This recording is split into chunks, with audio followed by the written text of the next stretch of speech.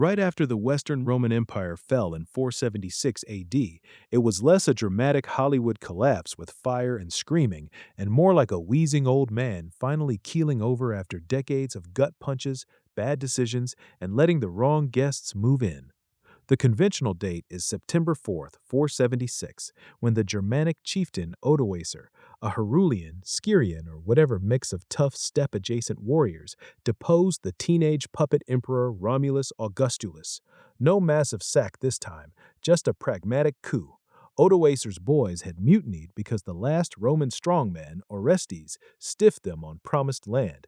They killed Orestes, spared the kid, sent him to a nice villa in Campania with a pension, and Odoacer took over Italy. He sent the imperial regalia east to Emperor Zeno in Constantinople, nominally recognizing the Eastern Empire while ruling as Rex Italiae. In Oasis Whore from Empire Rome, the city wasn't instantly Mad Max. It had already been gutted multiple times. Visigoths under Alaric in 410, polite sack, relatively. Vandals in 455, less polite. They looted everything not nailed down and coined vandalism. Earthquakes, plagues, and economic rot.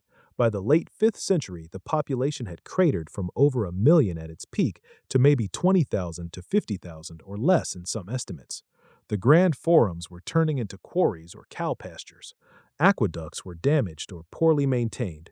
The Senate still met, Roman law and tax systems limped on, and Christianity was the dominant faith, with plenty of pagan holdouts and heresies.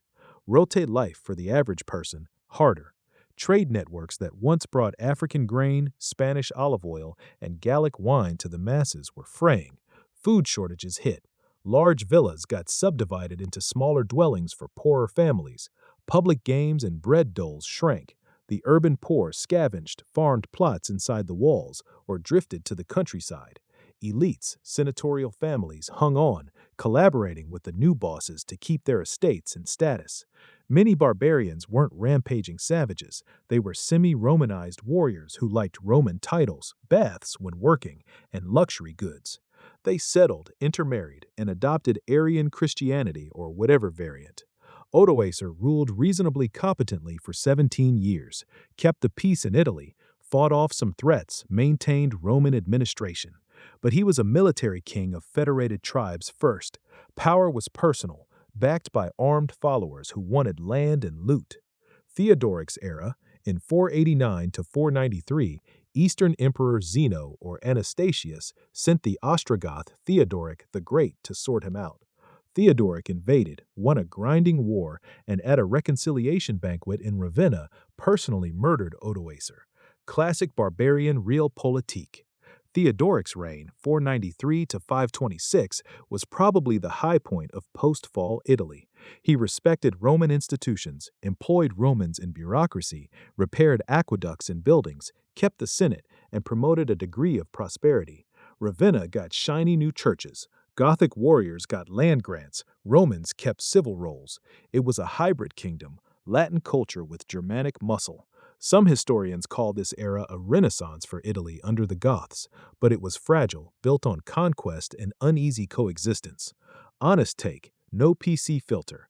The barbarians weren't noble savages bringing vibrant diversity. Germanic tribes were often illiterate, tribal, warlike cultures with lower technological and administrative sophistication than peak Rome. Their arrival accelerated fragmentation. Roman civilization had built unparalleled roads, law, engineering, literature, and urban life. Post-476 West saw sharp declines in literacy, monumental building, long-distance trade, and complex economy, documented in archaeology like reduced shipwrecks, pottery finds, and pollution levels in ice cores. Population dropped, cities shrank. The sophisticated Roman tax and bureaucracy machine that fed armies and cities broke down in many places. This wasn't seamless transformation for everyone. It was civilizational decline for the masses. Fewer comforts, more local strongmen, more violence. The Eastern Empire, Byzantines, looked down on the West as lost. Later, Justinian's brutal reconquest in the 6th century wrecked Italy further with the Gothic War, famines, and plague, paving the way for Lombards. Rome itself suffered sieges, population crashes, and brief abandonments. Broader picture across the West, beyond Italy, Gaul to Franks and Burgundians, Spain to Visigoths, North Africa to Vandals who sacked Rome again in spirit. Britain was already gone to Angles, Saxons, Jutes, more raw pagan takeover. The old Roman world fragmented into warrior kingdoms where loyalty was to your warband leader, not some distant emperor. Latin persisted among elites and church. Roman law influenced the new codes.